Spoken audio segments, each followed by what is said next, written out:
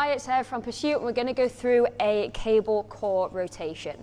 So setup wise, you need a cable and you also need an attachment, just a handle attachment. And you're going to set the cable up to it's about just below sternum height. The movement that we want here is going to be arms straight across. So if we set it up higher, obviously we're getting quite a lot of shoulder in there, and anything lower, we're getting a bit of chest. So we just want to make sure that it's that level position. So since it's in the name, rotation, what we want to be doing is we don't want to be moving laterally from side to side. Imagine you have an axis all the way through your head, down your body, drilled into the floor, then that's what you want to be twisting around. That's all the motion there. And the muscle groups here that we're going to be using is obviously our core, since it's in the name.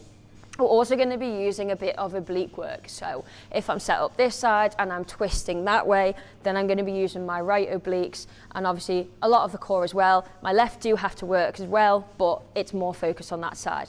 So that's why we're going to do both sides, not just one. So to begin with, grabbing the handle, make sure that your feet are going to face forward and they're going to be planted in that position for the whole thing. So we don't want to move them. We keep them solid, heels through the floor.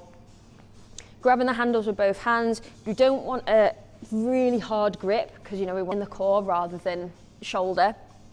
And we're going to extend our arms throughout the whole set.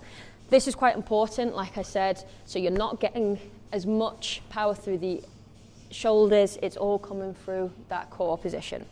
So extending here, we're going to bring it through to about 45 degrees. So if that's 45 there, 90 would be here.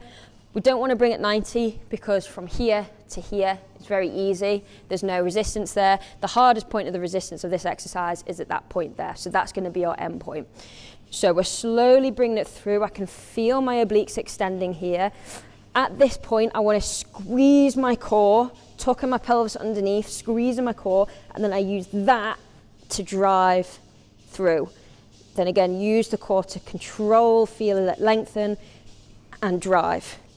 Yeah, so this is quite easy to do. If I was to just use my arms / my legs, I'm kind of using a little bit of quads here as well, very easy. If I take my quads out of it, my shoulders out of it, squeeze my core, then I can really feel that work in the muscle groups that I want. So tempo wise, it's going to be 1 second to there, pause for a second, 3 seconds back in, pause, and this pause allows you time to squeeze your core, use those muscle groups to pull over to that 45-degree angle.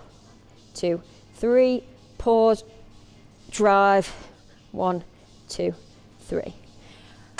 Obviously we would need to spin and do the other side as well, so then we get it into our other oblique too. So that there is the cable core rotation.